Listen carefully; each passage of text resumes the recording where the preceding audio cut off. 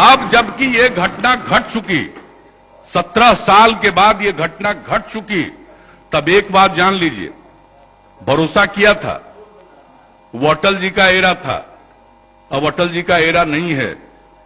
इसलिए आडवाणी जी ने फोन किया था जब हम लोग अलग हो रहे थे कि आपको अध्यक्ष ने वचन दिया है, उसको निभाया जाएगा।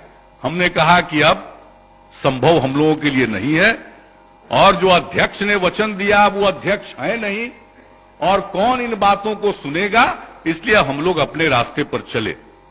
तो अब वो एरा समाप्त हो गया, अब आपका नया अवतार हो चुका है।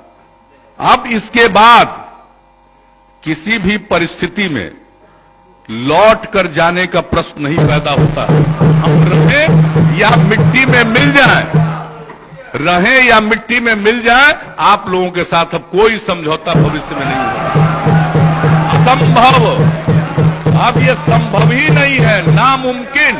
अब वो चैप्टर खत्म हो चुका, क्योंकि भरोसे को आप लोगों ने तोड़ा, उस भरोसे को आपने तोड़ा। अब जब जिस भरोसे को तोड़ दिया, आपके पास प्रचार की ताकत है। ये तो आप जान लीजिए कि जब तक हम लोगों की पार्टी है, कभी भी अब उनके साथ किसी भी प्रकार का समझौता भविष्य में हम लोग नहीं करेंगे।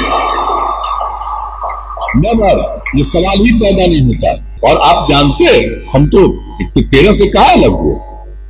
अरे भाई, अटल जी के साथ थे और उनकी सरकार में थे हम लोग, और कितना मानते थे।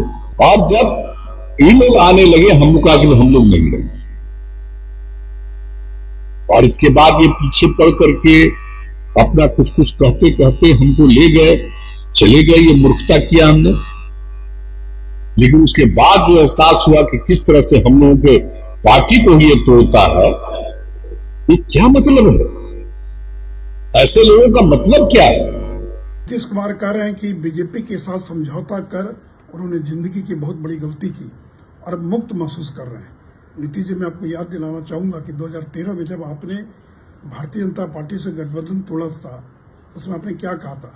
संघ मुक्त भारत की बात कही थी आपने कहा था मिट्टी में मिल जाएंगे, लेकिन संघ और बीजेपी से हाथ नहीं मिलाएंगे। फिर 3 साल के बाद क्यों हाथ मिला लिया? और 17 महीने के बाद जिस राजद से आपने हाथ मिलाया, उनको क्या कहा आपने कि जिन राजद के नेताओं पर भ्रष्टाचार के आरोप लग रहे हैं, उनको इसके बारे में सफाई देनी चाहिए। मेरी अंतरात्मा स्वीकार नहीं करती कि मैं ऐसे लोगों के साथ गठबंधन में रहूं। और आपने ये भी बयान दिया कि बेनामी संपत्ति पर कार्रवाई किए जाने के मैं पक्ष में हूं, और जिन लोगों पर बेनामी संपत्ति की कार्रवाई हो रही है, उनके साथ मैं सरकार कैसे चला सकता हूं। तो नीतीश जी, कभी आप बीजेपी को कहते हैं मिट्टी में मिल जाएंगे, कभी राजद को कहते हैं, कभी मांझी जी को बनाते हटा देते, कहते गलती हो गई। आप गलती करते चले, उसका खामियाजा बिहार की जनता भुगतती रहे। अब बिहार की जनता आपको बर्दाश्त करने के लिए तैयार नहीं है। और आप जिस मिशन में लगे हैं कि बीजेपी को अपदस्थ कर देंगे, सारे विपक्ष को एकजुट करेंगे, तो इस मिशन में तो केसीआर फेल कर गए, ममता बनर्जी फेल कर गई, शरद पवार फेल कर गए, आपको भी फेल होना अवश्यंभावी है। कोई भी नरेंद्र मोदी का कितना भी प्रयास कर ले, कोई मुकाबला नहीं कर सकेगा। लाइव बिहार YouTube पर सब्सक्राइब और Facebook पर लाइक जरूर करें।